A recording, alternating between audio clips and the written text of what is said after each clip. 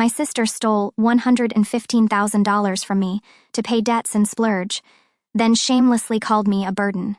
So I planned a secret lawsuit that made her life collapse. Family dinners at my parents' house were always a chaotic mix of opinions, laughter, and the occasional tension. That Sunday, the air felt heavier than usual, but I chalked it up to nothing more than my own discomfort. My sister Jessica sat across the table, uncharacteristically quiet, her boyfriend Kyle by her side.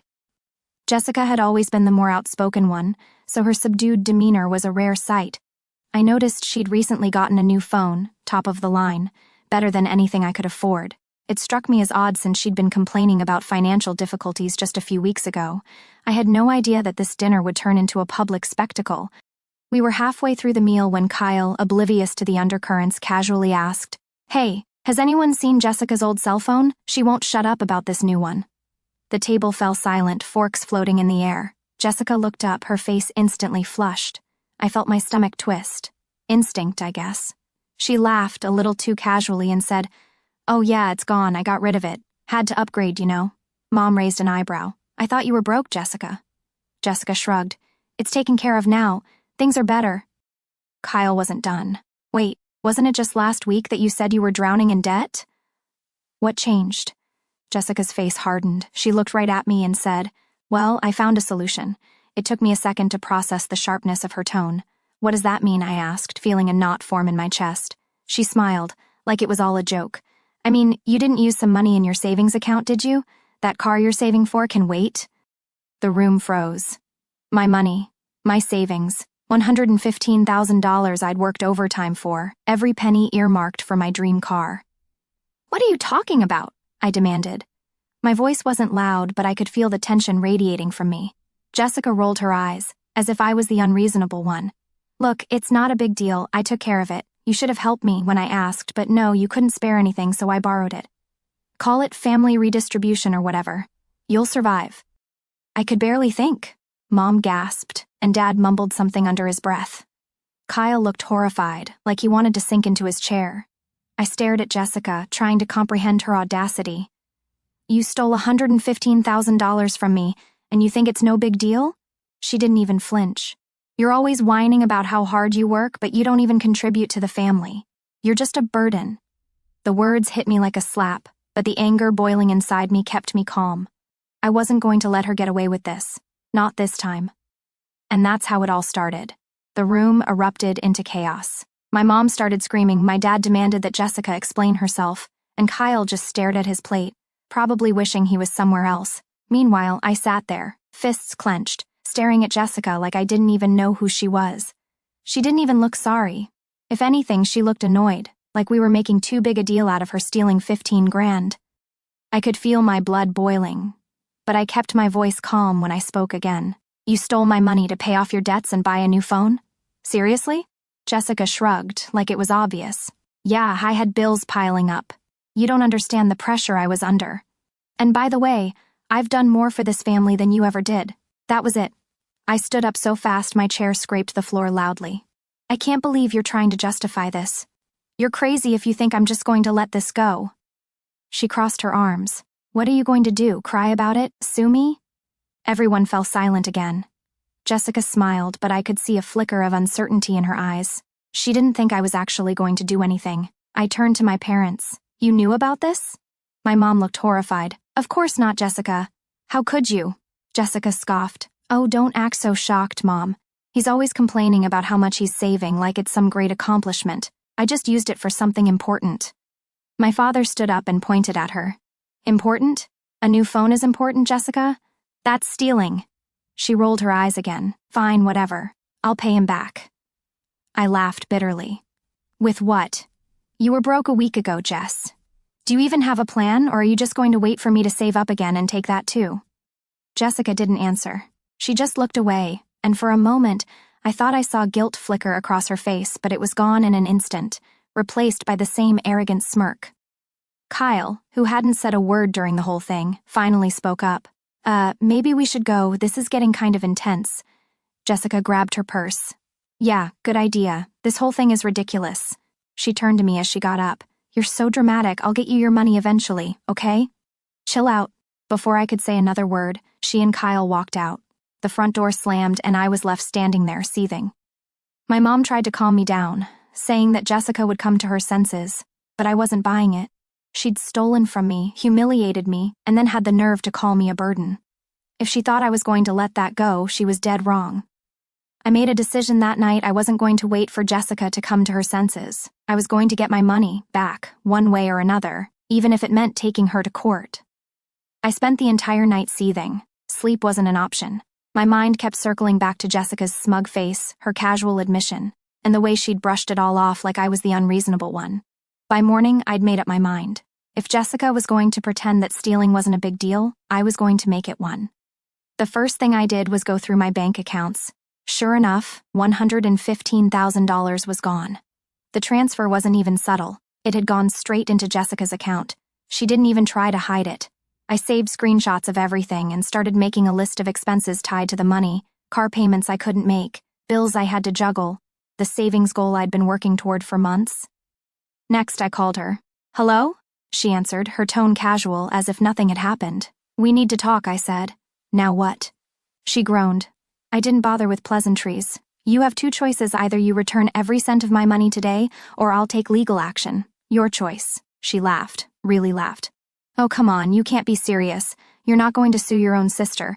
Do you know how ridiculous that sounds?" "I'm dead serious, Jess. You have until the end of the day. After that, I'm filing a police report." Her tone became sharp. "You're being dramatic. It's not like you're starving or homeless. You'll survive without a car for a while. Stop acting like this is the end of the world." I felt my anger rise again. It's not just about the money. It's about the fact that you stole from me and you don't even care. You think you're entitled to everything I worked for just because we're family. That's not how it works. "Well, guess what? I don't have the money anymore," she snapped. "What do you want me to do, pull it out of thin air? It's gone. Deal with it." I hung up before I said something I'd regret. That afternoon, I went to my parents' house. Mom answered the door, looking tired. "Please tell me you didn't come here to fight," she said. "I'm here to tell you I'm pressing charges," I replied. Mom's face fell. "Pressing charges? Against your sister? Are you sure you want to do that?" "She made a mistake, but—" "She didn't make a mistake. She made a choice," I interrupted. "She's not sorry and she has no intention of paying me back. If I let her get away with it once, what's to stop her from doing it again?" My dad joined us in the living room and shook his head. "I can't believe she would do such a thing, but maybe we can figure out a way to fix this without the police getting involved." "I've already given her a chance," I said. "She doesn't care. She thinks she's untouchable. Maybe this will wake her up." Mom started to say something else, but I cut her off. "Look, I didn't come here to argue. I just thought you should know before it happens." That night, I went to the police station and filed a report. As much as it hurt to take that step, I knew it was the right thing to do. Jessica had crossed the line, and I wasn't going to let her get away with it. The next few days were a blur of paperwork, phone calls, and awkward conversations with family members who thought I was being too harsh. But I didn't care. Jessica had made her decision, and now it was time for her to face the consequences. Word spread quickly through the family, and the backlash began almost immediately. My phone was bombarded with calls and texts, some siding with me, others begging me to reconsider. Mom called first. "I talked to Jessica. She's mad, but I think she understands that you're serious now. She said she'll try to come up with the money." "She can tell the judge that," I replied. Mom sighed. "Are you really going to take it that far? She's your sister. She's not acting like one," I said. Next up was my aunt, who had always been the unofficial family peacemaker. "Honey, don't you think there's a better way to handle this? After all, family is all we've got." "She stole $115,000 from me, Aunt Lisa. If she wasn't family, no one would even question it. Why should she get a pass just because we share DNA?" Jessica, of course, had her own take on things. She started texting me, not to apologize but to shift the blame. "You're such a hypocrite. You act like you're so perfect, but you're willing to ruin my life for money. Wow, suing your own sister? I guess blood doesn't mean anything to you. You're pathetic." Her boyfriend, Kyle, also chimed in. "Hey man, I get that you're upset, but this is going too far. Jessica's under a lot of stress right now. Can't you cut her some slack?" I ignored him. Kyle clearly didn't understand the gravity of the situation or didn't care. A few days later, Jessica made her boldest move yet. She showed up at my apartment. "What do you want?" I asked, standing in the doorway. She crossed her arms. I'm here to fix this. Let's talk like adults instead of you running to the cops. I let her in, keeping my distance. She flopped down on my couch like she owned the place and started her pitch. Look, I know I messed up, but you have to drop this lawsuit. It'll destroy the family. No, you destroyed the family when you stole from me, I shot back. The only way this ends is if you pay me back, all of it. She laughed bitterly. Do you even hear yourself? You act like a saint when all you do is complain about how hard your life is. You don't even contribute to the family. You're just a taker. That was the last straw. Get out, I said, pointing to the door. What? Get out of my apartment. Now. She stormed out, muttering under her breath, but I didn't care. Her words hurt, sure, but they only reinforced my decision. I wasn't going to back down, no matter how much pressure she or anyone else put on me. The legal process moved quickly after that. I gave the police all the evidence, bank statements, texts, and the timeline of her theft. They took it seriously, especially considering the amount of money involved. Within a week, Jessica was officially charged with larceny. The look on her face when she was served the paperwork was priceless, or so I heard from Kyle, who called me to beg me to reconsider. She's looking at real jail time, man. Is that what you want? I didn't answer him directly. Maybe she should have thought about that before she stole from me. For the first time, it felt like Jessica was finally realizing that her actions had consequences, and I wasn't going to stop until I got back what was mine. Jessica's arrogance carried over to the courtroom. She pleaded not guilty, claiming the situation was just a family misunderstanding. Her lawyer argued that she had intended to pay me back, but the evidence was incontrovertible. My lawyer presented the bank records showing the transfer of $115,000 from my account to hers and included texts in which she admitted to taking the money. The judge wasn't sympathetic. When Jessica finally spoke, she tried to portray herself as desperate, claiming she didn't think it would hurt me this much. It sounded more like an excuse than an apology. The judge's decision came quickly. The evidence is clear. The defendant acted deliberately and without remorse. This court finds Jessica guilty of larceny. Jessica was sentenced to 1 year in jail and ordered to pay back the full $115,000 plus court costs. Her expression went from smug to stunned as the verdict sank in. As I was leaving the courthouse, Kyle approached me. She's your sister. You could have handled this differently. So could she, I replied and walked away. Justice had been served, but it came at a high price. The aftermath of the trial was immediate and messy. Jessica's conviction sent shockwaves through the family, and everyone seemed to have an opinion. Some relatives called to support me, saying I'd done the right thing. She deserved it, said my cousin Lisa. If she thought she could get away with it, she needed a reality check. Others weren't so kind. My aunt practically scolded me over the phone. You didn't have to put her in jail. She's your sister. Couldn't you have just let her pay you back over time? What time? I shot back. She never planned on paying me back, and you know it. Conversations with my parents were the most difficult. Mom called almost every day, torn between anger at Jessica and guilt over the situation. She's your sister, she kept saying. She made a mistake, but it'll stay with her forever. She'll learn from this, I replied. She had plenty of chances to make it right, and she didn't. Dad didn't say much, but I could tell he was disappointed in Jessica for what she'd done, and maybe in me for letting it get this far. He muttered things like, "This family will never be the same," and then changed the subject. Jessica herself didn't reach out. She made her position clear when she called me a burden at that dinner, and after the trial, she wasn't exactly in a position to talk. For the first time in a long time, I felt a strange calm. My money would eventually be returned through the restitution order, and Jessica would finally face the consequences of her actions. But it came at a price. The family was torn apart, and it didn't seem like things would ever be the same again. Part of me wondered if Jessica would ever truly understand why I did what I did, or if she'd just spend the next year resenting me even more. The months following Jessica's conviction were anything but peaceful. My parents were caught in the middle, desperately trying to salvage the family dynamic, but it was like trying to put shattered glass back together. Mom called me almost every week, alternating between guilt and frustration. She's in jail, and she's paying back the money, she said one night. Isn't that enough for you? Can't we start to heal? She stole from me, Mom, I replied. And not just money, she stole my trust. I'll consider forgiveness when I see real remorse. Dad, on the other hand, avoided the subject entirely. Whenever I visited their home, he kept the conversation short and neutral. Once, as I was leaving, he muttered, "This family will never be the same." I didn't respond, but his words stayed with me. Kyle was nowhere to be seen after Jessica went to prison. I didn't ask what happened between them, but I suspected the stress of the trial and its aftermath had been too much for him. The extended family wasn't shy about sharing their opinions, though. At one barbecue Mom insisted on hosting, Uncle Jim cornered me near the grill. "Look, I understand why you're upset, but she's your sister. Family fights, sure, but jail? Come on, that's too far." "She didn't just fight with me," I shot back. "She stole $115,000. If she wasn't my sister, no one would question it. Why does being family make it okay?" "It's not okay," he admitted. "But this could have been handled privately. You didn't have to drag her through the courts." "Privately?" I asked incredulously. "I gave her a chance, Jim. She didn't care. She called me a burden, for God's sake." He sighed and shook his head. "I just hope it was worth it."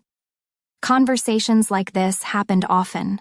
Some relatives avoided the subject altogether, but I could feel their judgment. Others quietly supported me, saying Jessica had crossed a line and needed to learn her lesson. "She's always been entitled," my cousin Lisa said during one of our conversations. "You did the right thing, even if nobody wants to admit it." The worst part was how alone I felt. I'd fought to get my money back and protect myself, but I'd torn the family apart in the process. Jessica hadn't just stolen money. She'd stolen the peace we once had as a family. I didn't hate her, though. That was the strange part. I was angry, sure, but there were moments when I remembered the sister I'd grown up with, the one who'd sneak me extra cookies when we were kids or cover for me when I broke something. Those memories made it harder, not easier. Still, every time I wavered, I remembered that dinner, her smug admission, the way she dismissed my hard work, and the audacity to call me a burden. She'd burned the bridge, not me. Mom kept urging me to visit her in prison. "Maybe if the two of you just talked," she said one day, her voice trailing off. "I'll think about it," I lied, knowing I wasn't ready. The family wasn't the same, and I didn't know if it ever would be. But one thing was clear. I'd drawn my line, and for once, I wasn't the one crossing it.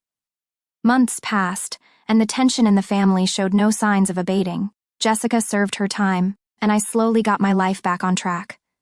The restitution payments began to come in, small increments, each one a cold reminder of how far things had gone.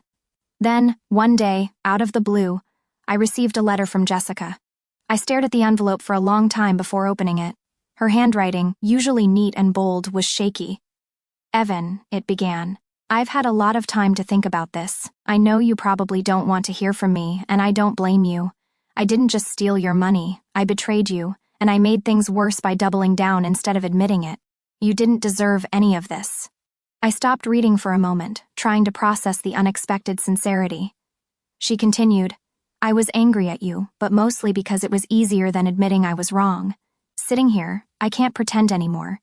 You were right to stand up for yourself. I was selfish, and I hurt you. I'm sorry, I don't expect forgiveness, but I had to say it." I read the letter twice, then folded it and set it aside. Her words felt genuine, but I didn't know what to do with them. A week later, Mom called. "Jessica wants to see you," she said carefully. "She says it's important." "I don't know, Mom," I replied. "What is there to say?" "Maybe it's not about saying anything," she said quietly. After a few days of wrestling with myself, I decided to go, not for her, but for me. I needed to know if her apology was real or just another manipulation. When I arrived at the visiting area of the prison, Jessica looked different. Her usual confidence was gone, replaced by a weariness I'd never seen before. "Thank you for coming," she said softly. I sat down, not sure how to begin. She spoke first. "I know I don't deserve your time, but I needed to see you. I needed to tell you face to face that I'm sorry for everything." Her voice broke as she continued. "When I took your money, I thought it was the only way out, but it wasn't about surviving. It was about me being too proud to admit I screwed up. And when you confronted me, I lashed out because I hated myself for what I'd done." I didn't interrupt, letting her get it all out. "I know I can't undo the damage," she finally said. "But I want to make things right no matter how long it takes. I just hope that one day you can see me as your sister again." For the first time in a long time, I saw a glimpse of the Jessica I used to know, the one who cared, who could admit when she was wrong. "I don't hate you," I said after a long pause, "but it's going to take time, a lot of it. This didn't just break my trust, it broke the family." "I know," she said. "I'll work to fix it, I promise." I left that day feeling lighter, though far from healed. Her apology didn't erase what she'd done, but it was a start. The road to forgiveness wouldn't be easy, but for the first time, I felt like it was possible. Jessica still had a long way to go, but at least she was taking the first steps, and that was enough for me.